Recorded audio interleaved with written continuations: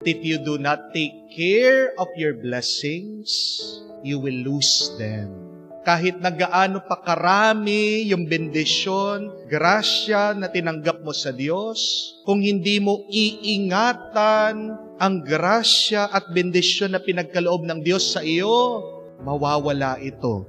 Babawiin ito ng Diyos sa iyo. Blessings are not forever.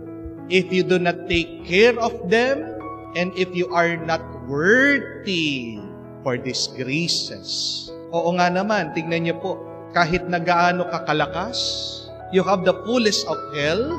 If you do not take care of yourself, you will lose your health. You will get sick. Hindi mo masasabi na malakas ka forever. Kahit na anong gusto mong kainin, kakainin mo. Darating at darating sa iyong buhay. Manghihina ka. Magkakasakit ka. Take care of your health. If not, you will lose it. Kahit na paano mo sabihin na, mahal namin, Father, ang bawat isa. Yung ang aking asawa, umiiyak pa nung kinasal kami. Hindi ako lolokohin ng aking asawa. Kilala ko ang aking asawa. If you do not take care of each other, if you do not communicate properly, you will lose your love and your relationship. Mawawala ang inyong pagmamahalan. Kahit na sabihin mo, milyon-milyon yung nasa bangko. Marami kang pera, marami kang asset, marami kang ari-arian. But if you do not take good care of these properties, this money, this blessing that God gave you, you will lose them all. Kahit na gaano pa karami ang iyong pera, kung hindi mo ito iingatan, mawawala ito at babawiin ito ng Diyos. Amen? Ito po ang pinapaalala sa atin sa Ebanghelyo. Ang ating pong Panginoon binigyan ng instruction ang mga apostoles. At sabi sa kanila, pag pumasok sila sa isang bahay, at pagkarapat dapat ang isang tao sa blessing, sa bendisyon, sa kapayapaan na binagkakaloob nila, mananatili ang kapayapaan at blessing na ito. Pero pag hindi siya karapat dapat, sabi niya, mababawi, kunin niyo ulit. Mawawala yung kapayapaan, yung blessing na pinagkaloob niyo sa kanila. See?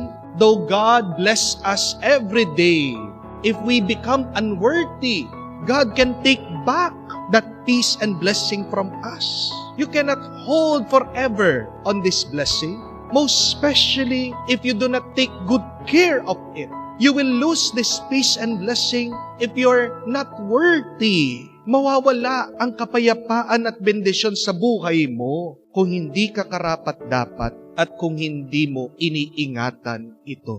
And I think that is a good question. How can we be more worthy for God's blessing? How can we take good care of the graces that God gives us every day? Tatlong bagay po ang gusto kong tandaan niyo at matutunan niyo. Una, always be thankful. Always be full of gratitude. Magpasalamat ka araw-araw sa bendisyon at grasya na pinagkakaloob ng Diyos sa iyo, sa kapayapaan at bendisyon na palaging tinatanggap mo. Pag binigyan ka ng regalo, anong sasabihin mo? Salamat, hindi po ba? Pag nagbigay ka ng regalo sa isang tao at hindi siya nagpasalamat sa iyo, binigyan mo na siya, nagrereklamo pa siya. Binigyan mo na siya, siya pang galit. Tanong ko po, bibigyan niyo pa ba ng regalo ulit yung taong yon? Hindi na po, di ba? Siya na nga binibigyan mo, galit pa siya. Hindi mo na siya bibigyan. At baka nga, sa kakareklamo niya, mainis ka, anong gagawin mo? Ayaw mo naman pala yung binigay ko sa'yo. Sige, balik mo na lang. Bakit binabawi ng Diyos sa atin yung mga blessings na tinatanggap natin? Baka kasi puro tayo reklamo ng reklamo. Wala man tayong pasasalamat sa Diyos. Thank God always for everything, even for small things, and even for our sufferings. Dahil na kahit na paghihirap yan sa tingin mo, kahit na sa tingin mo, masakit yan, your sufferings gives us endurance. Ang ating mga paghihirap, may lakas din dyan. Do you want your blessing to remain? Thank God always. Have a grateful heart always. At secondly, be humble. Be filled with humility. Matuto kang magpakumbaba. Anong sabi ng ating Panginoong Jesucristo? Those who exalt themselves will be humbled, and those who humble themselves will be exalted. Ang mga marunong magpakumbaba, yan ang mga tinataas ng Diyos. Pero pag mayabang ka, babawiin ng Diyos. Aalisin ng Diyos ang grasya at bendisyon na pinagkaloob niya sa iyo. Ako nga po ngayon, palagi ko naririnig sa mga tao, Father, sikat ka na. Father, napaka-popular mo. Father, kilala ka sa abroad. Pero alam niyo po, at the end of the day, in front of the Lord, I pray for humility. Kasi po alam ko, kahit na gaano ako katanyag ngayon, gaano ako kasikat ngayon, kapopular, kilala ko ng mga tao, isang iglap, mawawala lahat. Amen? Kasi ganyan lang po ang buhay natin eh. Sandali lang. Tao lang tayo. At alam ko po, lahat ng ito galing sa Kanya. And how do I remain humble more than thanking the Lord? I remain humble by accommodating people, by accepting people. Pag merong gustong magpa-picture, magpapa-picture.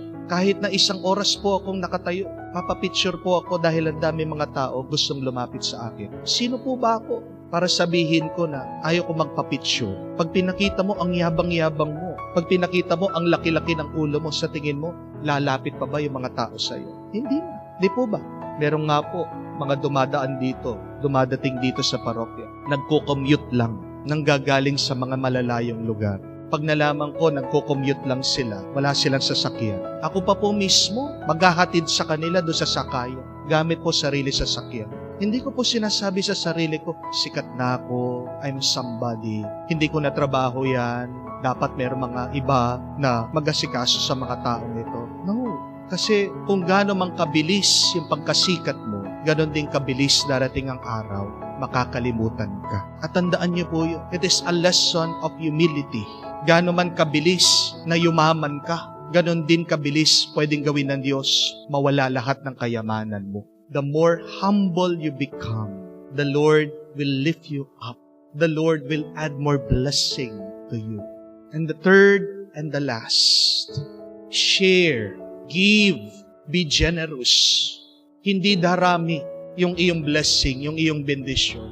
Kung makasarili ka, kung tinatago mo yung blessing ng Panginoon. Kamukha din yan sa pagkain. Itago mo sa rep, itago mo sa cabinet. Huwag mong kainin, ano mangyayari? Masisira, mabubulok. Paano darami yung blessing natin sa buhay kung ayaw mo magbigay? At totoo po, try it. The more that you give, the more that you receive. Do not give, you will lose it. Use it, it will multiply. Kahit na konti lang. Dahil pinapatunayan mo sa Diyos, pag ikaw ay nagbibigay, na ikaw ay karapat dapat pang makatanggap ng mas marami. Ang binibigyan ng Diyos ay yung nakikita niyang makakatulong din sa iba. Share, be generous. Ask yourself this question. Am I worthy for God's blessing? Kumusta na yung mga tinanggap kong bendisyon sa Diyos? Do you want more blessing? Ayan po yung susi. Salamat ka, magpakumbaba ka, at magbigay ka. Makikita mo, makakatanggap ka. Siksik, liglig, umaapaw.